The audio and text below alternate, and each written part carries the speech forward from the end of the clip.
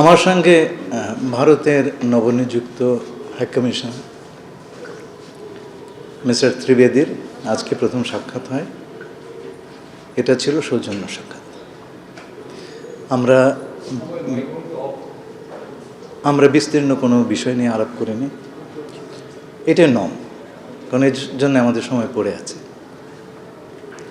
তবে দু দেশের সম্পর্ক রিসেটের ব্যাপারে এটা তো আমরা আগেও বলেছি, এবং এই বিষয়ে আমরা দুজনেই ঐক্যমত পোষণ করি। আগামীতে আমাদের দু দেশের সম্পর্ক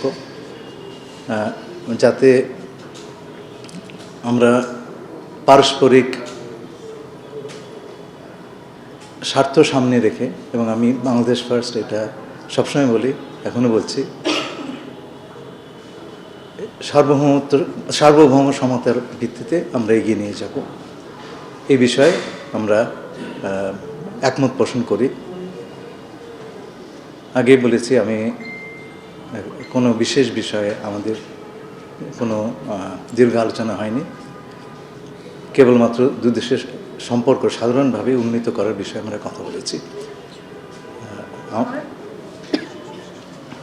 প্রধানমন্ত্রীর আমন্ত্রণ বিষয়ে আপনারা বলেছেন, আমরা সেটা এখন রিভিউ করছি, এবং আমরা এই বিষয়ে একটা সিদ্ধান্ত নেব এবং আপনাদেরকে আমরা সেটা তাৎক্ষণিকভাবে জানাবো।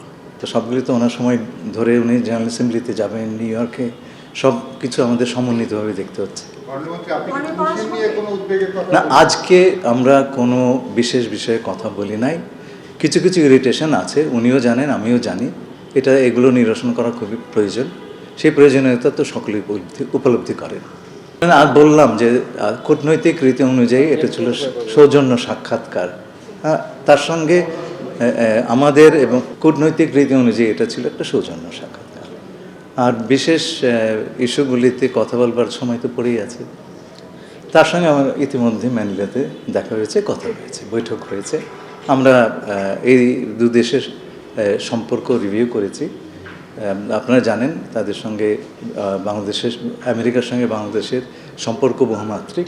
তারাও চাইছেন সম্পর্কটাকে আরও এগিয়ে নিতে, সেই বিষয়ে। আর উনি কেবল ভারতে আমেরিকার রাষ্ট্রদূত না, উনি আমেরিকান প্রেসিডেন্টের দক্ষিণ এশিয়া এবং মধ্য এশিয়া বিষয়ক প্রতিনিধি।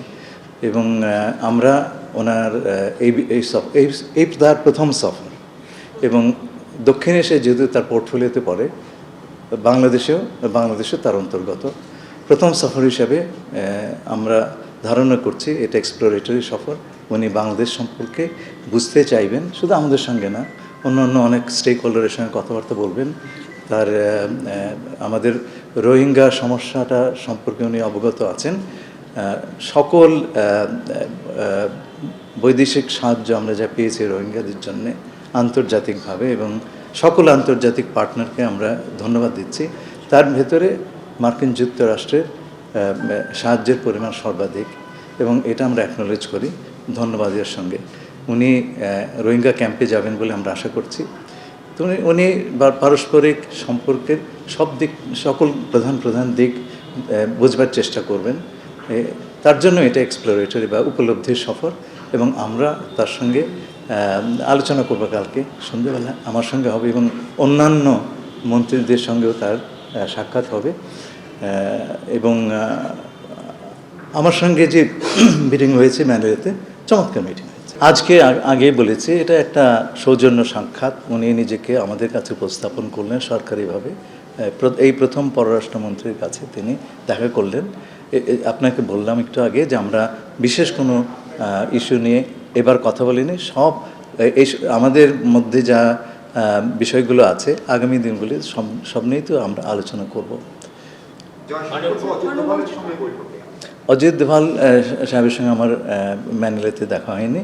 জয়শঙ্কর সাহেবের সঙ্গে আমার দেখা হয়েছে, এবং সাধারণভাবে উনি জানেন যে মিস্টার ত্রিবেদীর সঙ্গে আমার বৈঠক আছে, এবং আমরা দুজনেই আশা প্রকাশ করেছি যে আগামী দিনগুলিতে আমাদের সম্পর্ক বৃদ্ধির ক্ষেত্রে দুপক্ষই কাজ করবে। না, এটার সঙ্গে কোনো সম্পর্ক নাই।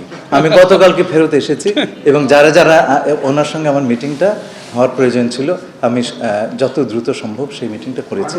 আমরা কোনো ধরনের চাপ অনুভব করছি না, আমরা বাস্তবতার ভিত্তিতে কাজ করি, এটা কিন্তু মনে রাখবেন। এটা আমরা সোশ্যাল মিডিয়ার ভেতরে নেই, তাই না? 2 নম্বর কথা আমি আপনার উত্তর দিচ্ছি। 2 নম্বর কথা, আমাদের কোনো দেশের সঙ্গে আমাদের সম্পর্ক অন্য দেশের প্রেক্ষিতে জিরো সাম গেম নয়।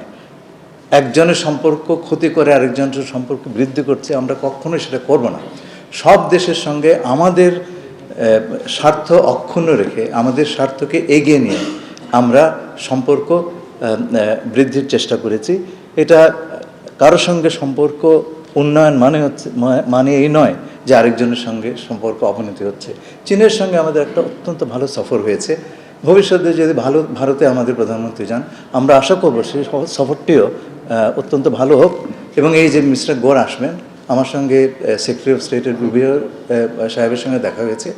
এগুলো হচ্ছে এই ইন্টারাকশনগুলোর মাধ্যমে আমরা সম্পর্ক এগিয়ে নিতে চাচ্ছি। বাংলাদেশের সঙ্গে তো একটা দেশের না, বহু দেশের সম্পর্ক আছে। এইটা তো স্ত্রী এবং সতীনের মধ্যে মারামারি নয় ভাই, হ্যাঁ, এটা হচ্ছে স্বার্থের ভিত্তিতে সম্পর্ক। যেখানে আমাদের স্বার্থ আমরা সেখানে যাব।